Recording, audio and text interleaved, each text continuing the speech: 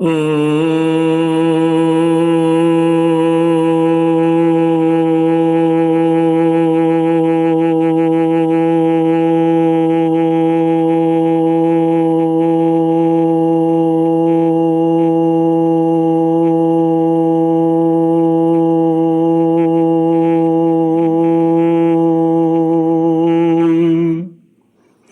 श्री गुरुचरण कमलेभ्यो नमः। श्री गणेशाय नमः। श्री सरस्वत्यै नमः। श्री विष्णवे नमः। श्री कृष्ण गोविंद हरे मुरारे, हे नाथ नारायण वासुदेव। श्री कृष्ण गोविंद हरे मुरारे, हे नाथ नारायण वासुदेव। ओम नमो भगवते वासुदेवाय। ओम नमो भगवते वासुदेवाय। ओम नमो भगवते वासुदेवाय। ओम नमो भगवते वासुदेवाय। ओम नमो भगवते वासुदेवाय। ओम नमो भगवते वासुदेवाय। श्री कृष्ण गोविंद हरे मुरारे, हे नाथ नारायण वासुदेव। हे नाथ नारायण वासुदेव। हे नाथ नारायण वासुदेव। हे नाथ नारायण वासुदेव। श्री कृष्ण गोविंद हरे मुरारे, हे नाथ नारायण वासुदेव। कृष्णाय वासुदेवाय हरये परमात्मने प्रणतक्लेशनाशाय गोविन्दाय नमो नमः।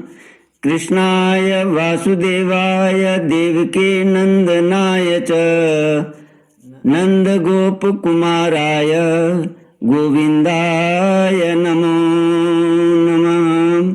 सच्चिदानन्दरूपाय विश्वोत्पत्त्यादिहेतुवे तापत्रयविनाशाय श्रीकृष्णाय वयं नमः।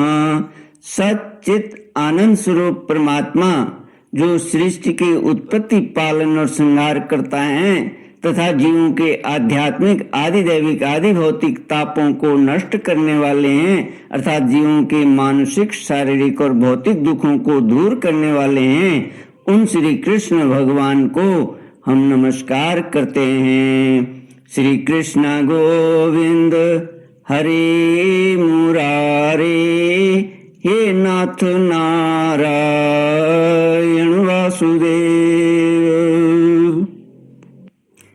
श्रीमद् भागवत नवम स्कंद अथ विंशोऽध्याय। श्री शुक उवाच पूर्वोर्वंशं प्रवक्ष्यामि यत्र जातोऽसि भारत, यत्र राजऋषयो वंश्या ब्रह्मवंश्याश्च जज्ञिरे। जन्मे जयो ह्यभूत् पूर्वो प्रचिन्वांस्तत्सुतस्ततः प्रवीरोत्थ नमस्युर्वै तस्माच्चारुपदोऽभवत्। तस्य सिद्धिरभूत् पुत्रः तस्मात् बहुगवस्ततः। संयातिस्तस्या हंयाति रौद्राश्वस्तत्सुतः स्मृतः। श्रीमद् भागवत नौवां स्कंद 20वां अध्याय। पुरु के वंश, राजा दुष्यंत और भरत के चरित्र का वर्णन। श्री सुखदेव जी कहते हैं, परीक्षित, अब मैं राजा पुरु के वंश का वर्णन करूंगा। इसी वंश में तुम्हारा जन्म हुआ है। इसी वंश के वंशधर बहुत से राज ऋषि और ब्रह्म ऋषि भी हुए हैं। पुरु का पुत्र हुआ जन्मेजय। जन्मेजय का प्रचिनवान, प्रचिनवान का प्रवीर और प्रवीर का नमस्यु और नमस्यु का पुत्र हुआ चारुपद। चारुपद से सुद्यु, सुद्यु से बहुगव, बहुगव से संयाति, संयाति से अहंयाति और अहंयाति से रौद्राश्व हुआ। परीक्षित, जैसे विश्वात्मा प्रधान प्राण से 10 इंद्रियां होती हैं, वैसे ही घृताची अप्सरा के गर्भ से रौद्राश्व के 10 पुत्र हुए। श्रुतेयु, कुरुक्षेयु, स्थंडिल्येयु, कृतेयु, जरेयु, संततेयु, धर्मेयु, सत्येयु, व्रतेयु और सबसे छोटा वनेयु। परीक्षित, उनमें से ऋतेयु का पुत्र रंतिभार हुआ और रंतिभार के 3 पुत्र हुए, सुमति, ध्रुव और अप्रतिरथ। अप्रतिरथ के पुत्र का नाम था कण्व। कण्व का पुत्र मेधातिथि हुआ। इसी मेधातिथि से प्रस्कण्व आदि ब्राह्मण उत्पन्न हुए। सुमति का पुत्र रैभ्य हुआ। इसी रैभ्य का पुत्र दुष्यंत था। एक बार दुष्यंत वन में अपने कुछ सैनिकों के साथ शिकार खेलने के लिए गए हुए थे। उधर ही वे कण्व मुनि के आश्रम पर जा पहुंचे। उस आश्रम पर देव माया के समान मनोहर एक स्त्री बैठी हुई थी। उसकी लक्ष्मी के समान अंग कांति से वह आश्रम जगमगा रहा था। उस सुंदरी को देखते ही दुष्यंत मोहित हो गए और उससे बातचीत करने लगे। उसको देखने से उनको बड़ा आनंद मिला। उनके मन में काम वासना जागृत हो गई। थकावट दूर करने के बाद उन्होंने बड़ी मधुर वाणी से मुस्कुराते हुए उससे पूछा, कमल दल के समान सुंदर नेत्रों वाली देवी, तुम कौन हो और किसकी पुत्री हो? मेरे हृदय को अपनी ओर आकर्षित करने वाली सुंदरी, तुम इस निर्जन वन में रहकर क्या करना चाहती हो? सुंदरी, मैं स्पष्ट समझ रहा हूं कि तुम किसी क्षत्रिय की कन्या हो, क्योंकि पुरुवंशियों का चित्त कभी अधर्म की ओर नहीं झुकता। शकुंतला ने कहा, आपका कहना सत्य है। मैं विश्वामित्र जी की पुत्री हूँ। मेनका अप्सरा ने मुझे वन में छोड़ दिया था। इस बात के साक्षी हैं मेरा पालन पोषण करने वाले महर्षि कर्ण। वीर शिरोमणि, मैं आपकी क्या सेवा करूं? कमल नयन, आप यहाँ बैठिए और हम जो कुछ आपका स्वागत सत्कार करें उसे स्वीकार कीजिए। आश्रम में कुछ नीवार तिन्नी का भात है। आपकी इच्छा हो तो भोजन कीजिए और जचे तो यहीं ठहरिए। श्री कृष्ण गोविंद हरे मुरारे, हे नाथ नारायण वासुदेव। दुष्यंत ने कहा, सुंदरी, तुम कुशिक वंश में उत्पन्न ही हो, इसलिए इस प्रकार का आतिथ्य सत्कार तुम्हारे योग्य ही है, क्योंकि राजकन्याएं स्वयं ही अपने योग्य पति को वर्ण कर लिया करती हैं। शकुंतला की स्वीकृति मिल जाने पर देश काल और शास्त्र की आज्ञा को जानने वाले राजा दुष्यंत ने गांधर्व विधि से धर्मानुसार उसके साथ विवाह कर लिया। राजऋषि दुष्यंत का वीर्य अमोघ था। रात्रि में वहां रहकर दुष्यंत ने शकुंतला का सहवास किया और दूसरे दिन सवेरे वे अपनी राजधानी में चले गए। समय आने पर शकुंतला को एक पुत्र उत्पन्न हुआ। महर्षि कण्व ने वन में ही राजकुमार के जात कर्म आदि संस्कार विधि पूर्वक संपन्न किए। वह बालक बचपन में ही इतना बलवान था कि बड़े बड़े सिंहों को बलपूर्वक बांध लेता और उनसे खेला करता था। वह बालक भगवान का अंशांश अवतार था। उसका बल विक्रम अपरिमित था। उसे अपने साथ लेकर रमणी रत्न शकुंतला अपने पति के पास गई। जब राजा दुष्यंत ने अपनी निर्दोष पत्नी और पुत्र को स्वीकार नहीं किया, तब जिसका वक्ता नहीं देख रहा था और जिसे सब लोगों ने सुना, ऐसी आकाशवाणी हुई, पुत्र उत्पन्न करने में माता तो केवल धौंकनी के समान है। वास्तव में पुत्र पिता का ही है, क्योंकि पिता ही पुत्र के रूप में उत्पन्न होता है। इसलिए दुष्यंत, तुम शकुंतला का तिरस्कार न करो, अपने पुत्र का भरण पोषण करो। राजन, वंश की वृद्धि करने वाला पुत्र अपने पिता को नरक से उबार लेता है। शकुंतला का कहना बिल्कुल ठीक है। इस गर्भ को धारण कराने वाले तुम ही हो। श्री कृष्ण गोविंद हरे मुरारे, हे नाथ नारायण वासुदेव। परीक्षित, पिता दुष्यंत की मृत्यु हो जाने के बाद वह परम यशस्वी बालक चक्रवर्ती सम्राट हुआ। उसका जन्म भगवान के अंश से हुआ था। आज भी पृथ्वी पर उसकी महिमा का गान किया जाता है। उसके दाहिने हाथ में चक्र का चिन्ह था और पैरों में कमल कोश का। महाभिषेक की विधि से राजाधिराज के पद पर उसका अभिषेक हुआ। भरत बड़ा शक्तिशाली राजा था। भरत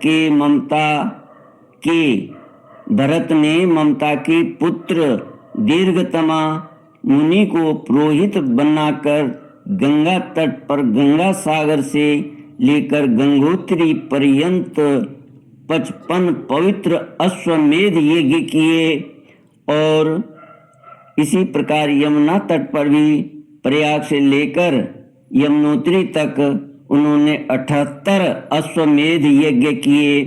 इन सभी यज्ञों में उन्होंने अपार धनराशि का दान किया था। दुष्यंत कुमार भरत का यज्ञीय अग्नि स्थापन बड़े ही उत्तम गुण वाले स्थान में किया गया था। उस स्थान में भरत ने इतनी गौएं दान दी थी कि 1000 ब्राह्मणों में प्रत्येक ब्राह्मण को एक एक वध्व 13,084 गौएं मिली थी। इस प्रकार राजा भरत ने उन यज्ञों में 133 घोड़े बांधकर 133 यज्ञ करके समस्त नरपतियों को असीम आश्चर्य में डाल दिया। इन यज्ञों के द्वारा इस लोक में तो राजा भरत को परम यश मिला ही, अंत में उन्होंने माया पर भी विजय प्राप्त की और देवताओं के परम गुरु भगवान श्री हरि को प्राप्त कर लिया। यज्ञ में एक कर्म होता है मशनार। उसमें भरत ने सुवर्ण से विभूषित श्वेत दांतों वाले तथा काले रंग के 14 लाख हाथी दान किए। भरत ने जो महान कर्म किया वह न तो पहले कोई राजा कर सका था और न तो आगे ही कोई कर सकेगा। क्या कभी कोई हाथ से स्वर्ग को छू सकता है? भरत ने दिग्विजय के समय किरात, हूण, यवन, अंध्र, कंक, खश, शक और मलेच्छ आदि समस्त ब्राह्मण द्रोही राजाओं को मार डाला। पहले युग में बलवान असुरों ने देवताओं पर विजय प्राप्त कर ली थी और वे रसातल में रहने लगे थे। उस समय वे बहुत ही देवांगनाओं को रसातल में ले गए थे। राजा भरत ने फिर से उन्हें छुड़ा दिया। उनके राज्य में पृथ्वी और आकाश प्रजा की सारी आवश्यकताएं पूर्ण कर देते थे। भरत ने 27,000 वर्ष तक समस्त दिशाओं का एक छत्र शासन किया। अंत में सार्वभौम सम्राट भरत ने यही निश्चय किया कि लोकपालों को भी चकित कर देने वाला ऐश्वर्य, सार्वभौम संपत्ति, अखंड शासन और यह जीवन भी मिथ्या ही है। यह निश्चय करके वे संसार से उदासीन हो गए। परीक्षित, विदर्भ राज की 3 कन्याएं सम्राट भरत की पत्नियां थीं। वे उनका बड़ा आदर भी करते थे, परंतु जब भरत ने उनसे कह दिया कि तुम्हारे पुत्र मेरे अनुरूप नहीं है, तब वे डर गई कि कहीं सम्राट हमें त्याग न दे। इसलिए उन्होंने अपने बच्चों को मार डाला। इस प्रकार सम्राट भरत का वंश वितथ अर्थात विच्छिन्न होने लगा। तब उन्होंने संतान के लिए मरुत्स्तोम नाम का यज्ञ किया। इससे मरुद्गणों ने प्रसन्न होकर भरत को भरद्वाज नाम का पुत्र दिया। भरद्वाज की उत्पत्ति का प्रसंग यह है कि एक बार बृहस्पति जी ने अपने भाई उतथ्य की गर्भवती पत्नी से मैथुन करना चाहा। उस समय गर्भ में जो बालक दीर्घतमा था उसने मना किया, किंतु बृहस्पति जी ने उसकी बात पर ध्यान न दिया और उसे तू अंधा हो जा यह शाप देकर बलपूर्वक गर्भाधान कर दिया। उतथ्य की पत्नी ममता इस बात से डर गई कि कहीं मेरे पति मेरा त्याग न कर दें, इसलिए उसने बृहस्पति जी के द्वारा होने वाले लड़के को त्याग देना चाहा। उस समय देवताओं ने गर्भस्थ शिशु के नाम का निर्वचन करते हुए यह कहा। बृहस्पति जी कहते हैं कि अरे मूढ़े, यह मेरा औरस और मेरे भाई का क्षेत्रज्ञ है। इस प्रकार दोनों का पुत्र ध्वज है, इसलिए तू डर मत, इसका भरण पोषण कर भर। इस पर ममता ने कहा, बृहस्पति, यह मेरे पति का नहीं, हम दोनों का ही पुत्र है, इसीलिए तुम्हें इसका भरण पोषण करो। इस प्रकार आपस में विवाद करते हुए माता पिता दोनों ही इसको छोड़कर चले गए। इसलिए इस लड़के का नाम भरद्वाज हुआ। देवताओं के द्वारा नाम का ऐसा निर्वचन होने पर भी ममता ने यही समझा कि मेरा यह पुत्र वितथ अर्थात अन्याय से पैदा हुआ है, अतः उसने इस बच्चे को छोड़ दिया। अब मरुद्गणों ने उसका पालन किया और जब राजा भरत का वंश नष्ट होने लगा तब उसे लाकर उनको दे दिया। यही वितथ भरद्वाज भरत का दत्तक पुत्र हुआ।